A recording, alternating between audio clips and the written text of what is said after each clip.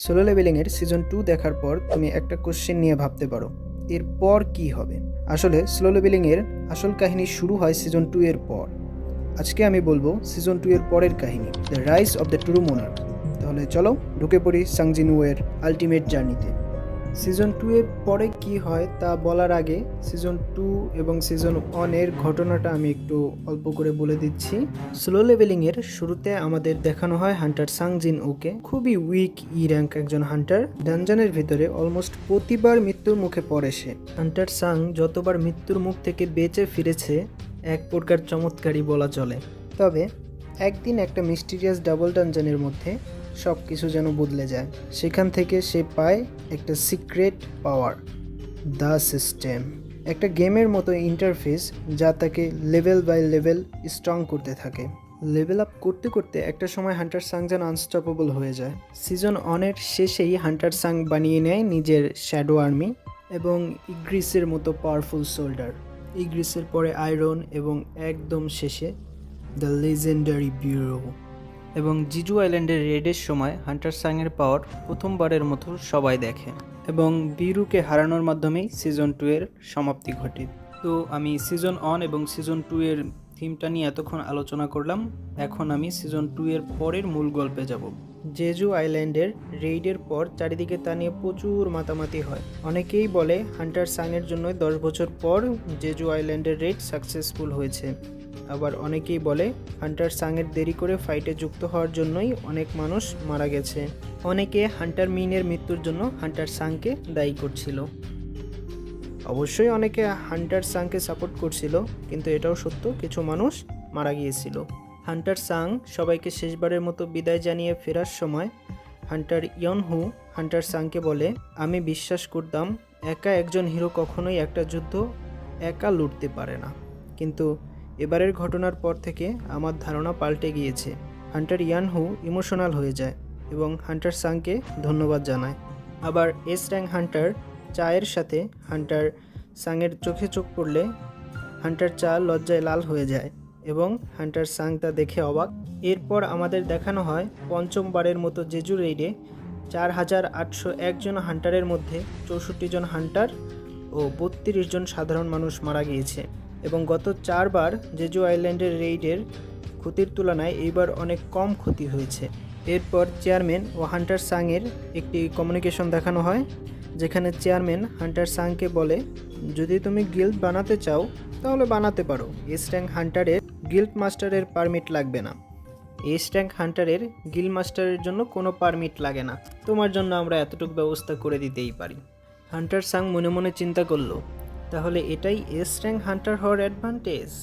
আমরা জানি সেকেন্ড সিজনের শেষের দিকে কিছু হান্টার আইল্যান্ডে গেলে পরে তাদের বেহুশ অবস্থায় পাওয়া যায়। তাদের বেহুশ হওয়ার কারণ ছিল বিস্ট মনার্ক ও ফ্রস্ট মনার্ক। তা আমরা জানি এই বিস্ট মনার্ক ও ফ্রস্ট মনার্ককে তা আমরা সামনে আলোচনা করব। চেয়ারম্যান হান্টার সাংকে জিজ্ঞাসা করে সে কি জেজু আইল্যান্ড থেকে ফেরার সময় কোনো প্রকার ব্যারিয়ার বানিয়ে এসেছিল কিনা। চেয়ারম্যান আবার বলে, জেজু আইল্যান্ডে ম্যাজিক ক্রিস্টাল কালেক্ট করতে যাওয়া একটি এ ও বি র্যাঙ্ক হান্টারের টিম সবাইকে বেহুশ অবস্থায় পাওয়া গেছে। আমি তোমাকে জিজ্ঞাসা করেছিলাম যদি তুমি একটা ব্যারিয়ার সেট করে তার ব্যাপারে বলতে ভুলে গিয়ে থাকো তো। হান্টার সাং বলল, না সে তো তেমন কিছু করেনি। চেয়ারম্যান বলল, আমিও মনে করেছিলাম। হান্টার সাং বলল, তারা কি কিছু বলেছে? চেয়ারম্যান জবাবে বলল, না তাদের কারোরই বেহুশ হওয়ার পূর্বের কথা মনে নেই। এরপর চেয়ারম্যানের সাথে কেউ একজন দেখা করতে আসলে হান্টার সাং এবং চেয়ারম্যানের কনভারসেশন শেষ করতে হয় এবং তারা দুজনেই ফিরে যায়। ফেরার পথে রাস্তায় হান্টার সাংয়ের সাথে একজন অচেনা ব্যক্তি কথা বলতে চায়। সে নিজের পরিচয় দেয়, সে ব্যুরো অফ হান্টার্সের অ্যাডাম হোয়াইট। হান্টার সাং জিজ্ঞাসা করে তার কাছে কী জন্য এসেছে। তখন অ্যাডাম বলে সে হান্টার সাংকে কিছু ইনফরমেশন দিতে চায় এবং আরও বলে যে হান্টার সাং এই ইনফরমেশন আর কোথাও পাবে না। হান্টার সাং বলল, ও তো ভাই, এত মূল্যবান ইনফরমেশন তুমি আমাকে দিবা কেন? অ্যাডাম বলল, কিছু মানুষকে এই ইনফরমেশন দেওয়ার জন্য কিছু বেনিফিট আছে। অ্যাডাম আরও বলল যে আসলে আমি নিজে তোমার সাথে দেখা করতে চেয়েছিলাম, তবে আইল্যান্ডের রেইডের পর আমাদের ডেপুটি ডিরেক্টরও তোমার সাথে পার্সোনালি দেখা করার জন্য খুবই উতলা হয়ে আছেন। It's a rare case. Bureau of hunters এর ডিরেক্টর তোমায় বাকিটা বলবে। হান্টার সাং বলল, আমি চিন্তা করে তোমায় কল করব। অ্যাডাম বলল, হান্টার সাং, তুমি কি জানো এমন একজন আছে যে হান্টারদের অ্যাবিলিটি কয়েক গুণ বাড়াতে পারে? এ কথা শুনে হান্টার সাং রাজি হয়ে যায় এবং বলে, কি ভাই, দেখি তো তোমরা কি করতে পারো। এরপর হান্টার সাং ডেপুটি ডিরেক্টর মাইকেল কনরের সাথে দেখা করে এবং মাইকেল কনর এবং হান্টার সাংয়ের ট্রান্সলেটর হিসাবে কাজ করে অ্যাডাম হোয়াইট। এরপর ডিরেক্টর হান্টার সাংকে অফার দেয়, তুমি শুধু একটা শর্ত মেনেই আমেরিকার সিটিজেনশিপ পেয়ে যেতে পারো, যা পেতে 1 বছরের চেয়েও বেশি সময় লাগে। হান্টার সাং খুবই রাগান্বিত হয় এবং বলে, আমি এখানে ইনফরমেশনের জন্য এসেছি, শর্ত মানতে নয়। একজনের অ্যাবিলিটি বৃদ্ধি, এটা কি আদৌ পসিবল? তখন ডিরেক্টর বলে যে হ্যাঁ, অবশ্যই, ইনফ্যাক্ট সেই মানুষটি এখানে উপস্থিত আছে। এরপর সে মিসেস সিলনা নামে একজন মহিলাকে উপস্থিত হওয়ার জন্য আদেশ করেন এবং একজন মধ্যবয়স্ক মহিলার আবির্ভাব হয়। আর ভাই, হান্টার সাংয়ের পর্যন্ত মনে হয় যে this lady is something different. Then Michael Connor Mrs সিলনারকে তার পাওয়ার এক্সপ্লেন করতে বলে।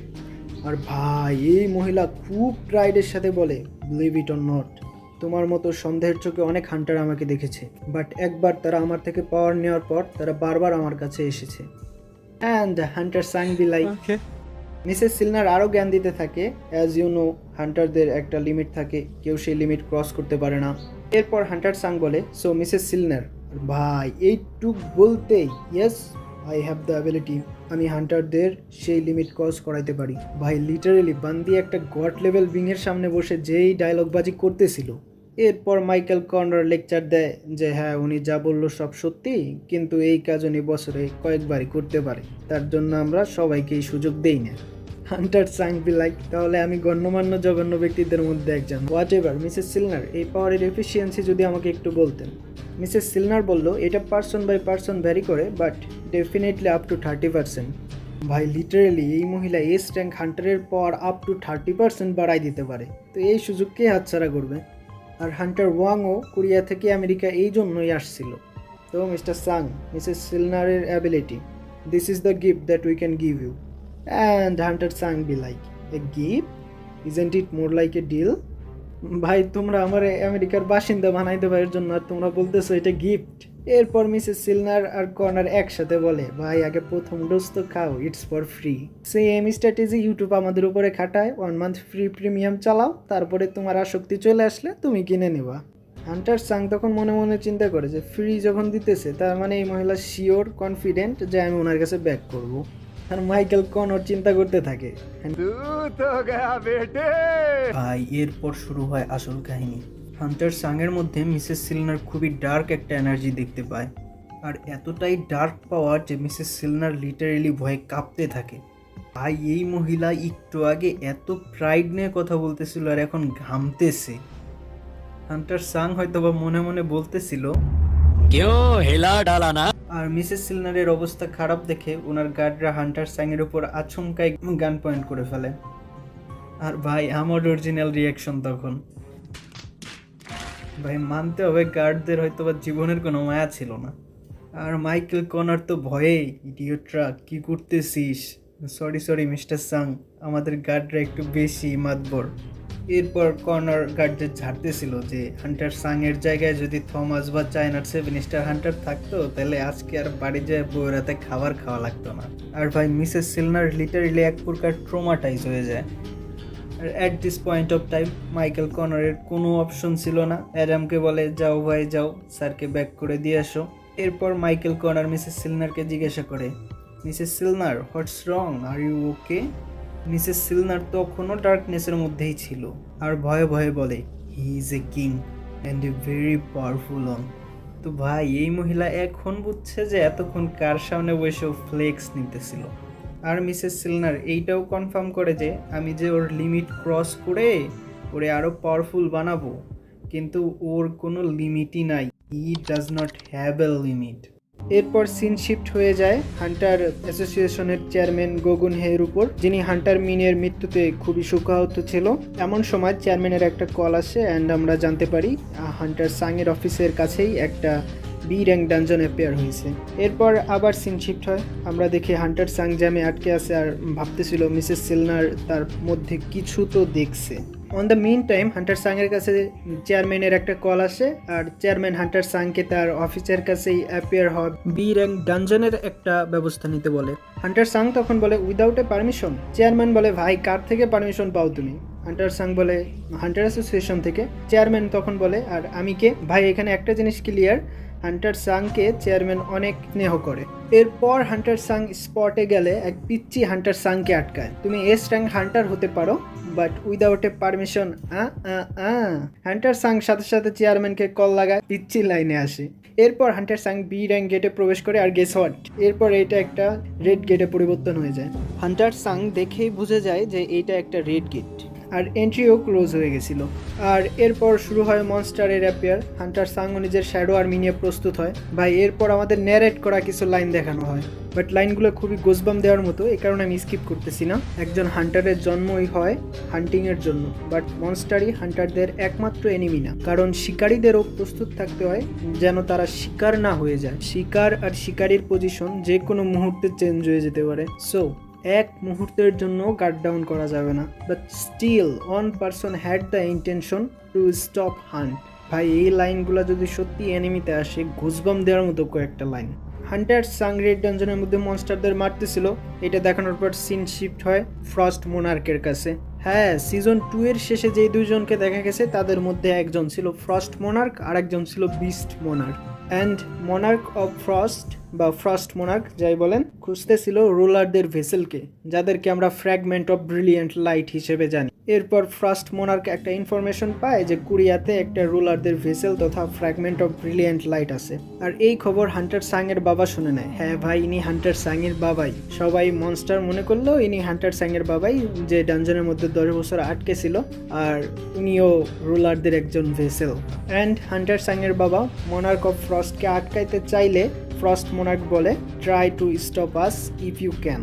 এরপর হান্টার সাংয়ের বাবা আর ফ্রস্ট মোনার্কের একটা কোলাইডের মাধ্যমে সিন শিফট হয় অ্যান্ড আমরা রেড ডানজনের ভিতরে আবার হান্টার সাংকে দেখি, যে ডানজনের ভিতরে মনস্টারদের মারতেছিল। আর বরাবরের মতোই মনস্টাররা হান্টার সাংকে আন্ডার এস্টিমেট করে আর পরে পস্তায়। এরপর আমাদের কিছু এপিক ফাইট সিন দেখানো হয়। ভাই লিটারেলি অ্যানিমিতে ফাইট সিনগুলা খুবই এপিক হবে।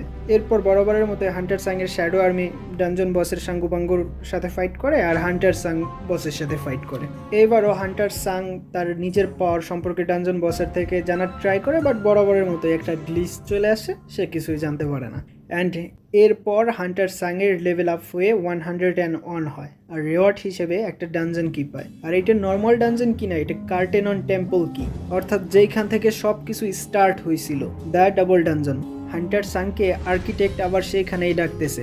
এখন যারা আর্কিটেক্টকে চিনেন না তাদের জন্য বলতেছি, আর্কিটেক্টই সিস্টেমের ক্রিয়েটর, যে শ্যাডো মোনার্কের আদেশে শ্যাডো মোনার্কের ভেসেল খোঁজার জন্য সিস্টেম ক্রিয়েট করছিল।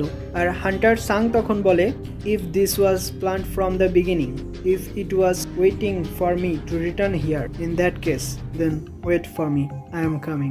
অলরাইট গাইস, আজকে এই পর্যন্তই। এক্সপ্লেইন ভালো লাগলে লাইক করো, পরবর্তী ভিডিও সবার আগে পাওয়ার জন্য সাবস্ক্রাইব করো। Till next video, tata.